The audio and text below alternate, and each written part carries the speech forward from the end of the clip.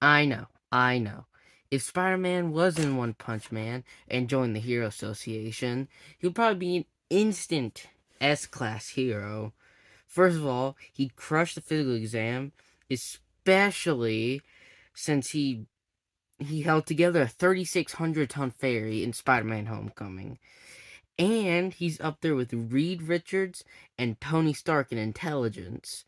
So he'd easily ace the written exam as well. But that's not fun, is it? So for the sake of the video, let's say he starts off in C class.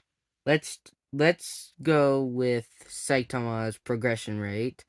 Before we move on, I will be basing this on the movie versions of Spider-Man because I have not read many Spider-Man comics. I've only got one issue of Superior Spider-Man and the new Ultimate Spider-Man. In Spider-Man 1, directed by Sam Raimi, he defeated the Green Goblin, which I would say is a threat level tiger, sort of. I would say that boosts him up to the top 5 in C class. And in Spider-Man 2, directed by Sam Raimi, he defeats Dr. Octopus. He would be a threat level demon because he's obsessed with the sun or something. And while injured, stopped a 500,000 at least pound train. On top of that, I'm going to say that there were between 100 and 150 passengers, and with the average weight of a person being 180 pounds, multiply that by the amount of passengers, and you get an extra 18,000 to 27,000 pounds. And I don't know how that works, but that's what the calculator said. So let's say everything was on the low end and he stopped a 518,000 pound train and was still able to fight after. I'm not even going to factor in the speed because I don't know how to do that.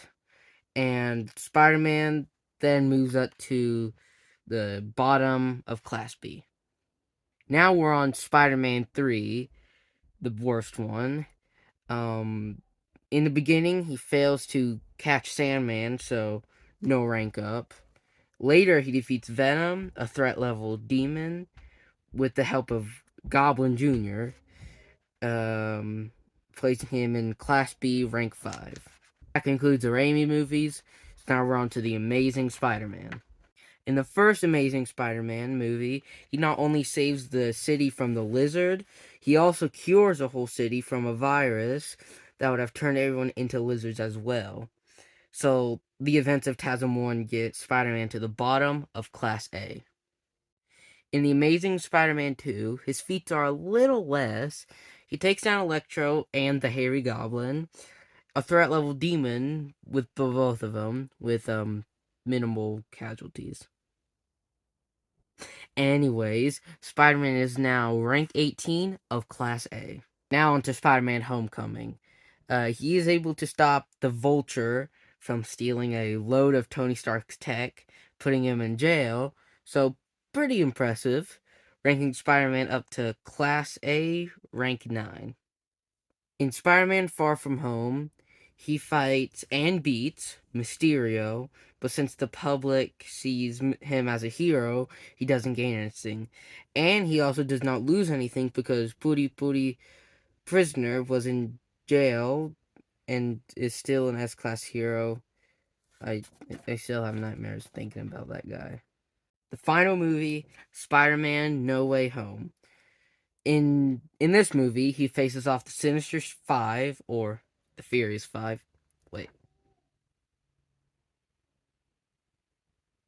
I don't think they could use that name. But anyway, with the help of the two other Spider-Men, he defeats and cures all the villains, except for the Green Gobbler, which he just beats. Although altogether they would be a threat level dragon, putting Spider-Man in the final rank of Class A, rank 2. But once Spider-Man Brand New Day comes out, I will do an update.